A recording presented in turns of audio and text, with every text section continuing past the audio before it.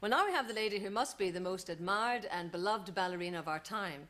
She has the honour of being a Dame Commander of the British Empire. Not bad for the girl who started out at 14 years of age as the third snowflake on the left in Tchaikovsky's Nutcracker Suite. So I'm sure you'll give a very big welcome for Dame Margot Fonteyn.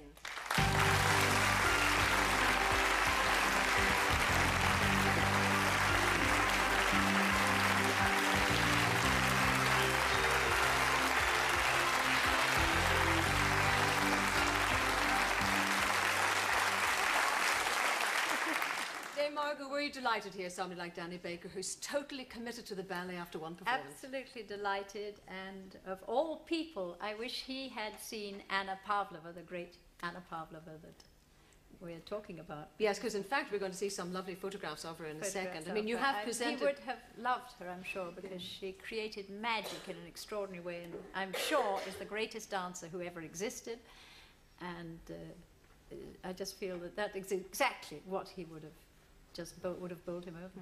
You have presented this quite beautiful book of Pavlova, but I mean, what was it really that made her just quite so special? I don't think one ever knows what is the special magic. That's what the word magic means.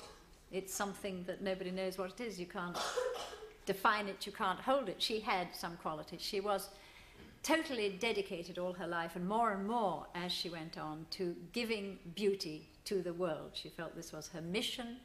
She gave up any ideas of having any other kind of life. It became very hard for her.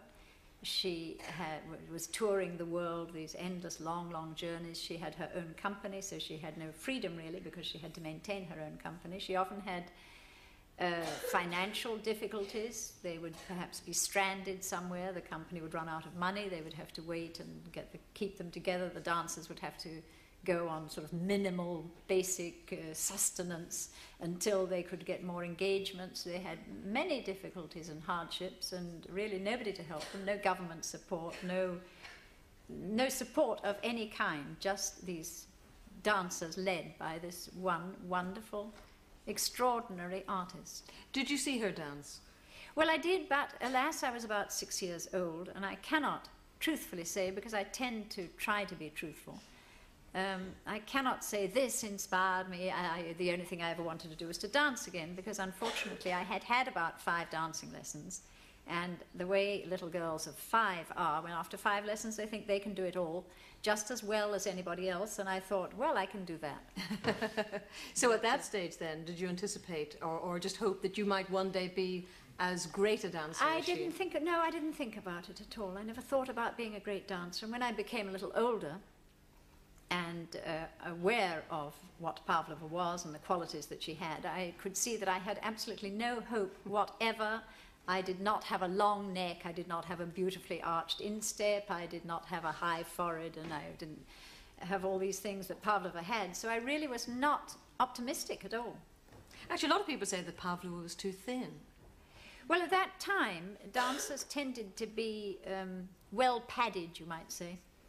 And that was admired. Then they usually had thick calf muscles, because the training at that time exaggerated the calf muscles. And she was the first, almost, to have very slim, elegant legs. And again, she thought that this was exceedingly important, that a dancer must at all times on the stage and off the stage must show beauty, that the art of dancing was beauty, and that this was something that she must give to the world. And she travelled everywhere. She danced in church halls. She would dance anywhere for anybody, because it became more and more a mission for her, and almost pushed everything else out of her life.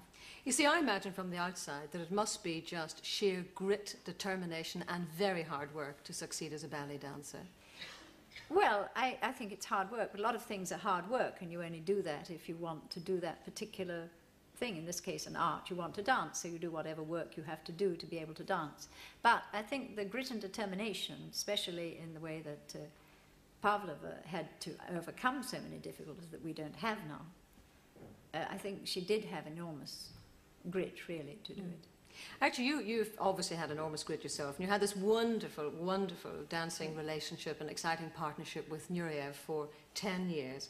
Now, when you first started to dance together, there was a big age difference. I mean, were you particularly bothered about that at that stage? I didn't really want to dance with him. I had had a very successful partnership with Michael Soames. We're about the same age. First, before that, with Robert Helpman, who's older than me, a little older. And I didn't want to start dancing with somebody who was so much younger than me.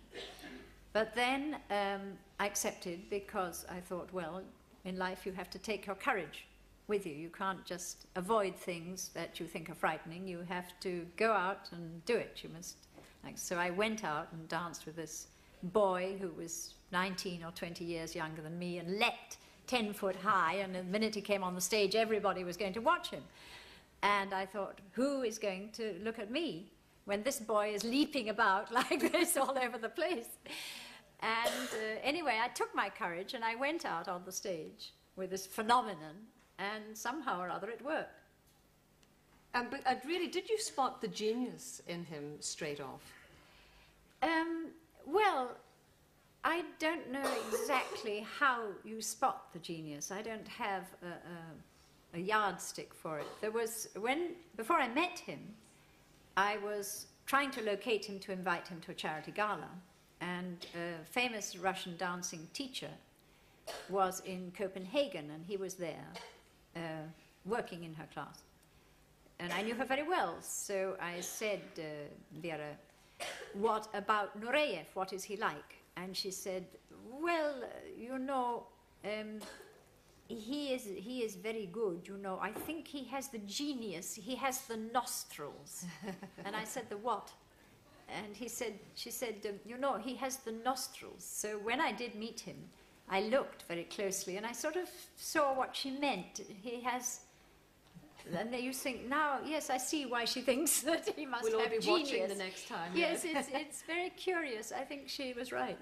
But he really brought a power and strength too. I mean, he kind of changed the role of the male dancer, if you like, didn't he? I think that he brought young people to see ballet, and to see classical ballet, which at that time came in the 60s. Now, that was not a time when young people would normally think of going to see a classical ballet like Swan Lake. And I think Nureyev did an enormous amount, because he had like a James Dean image somehow. Mm.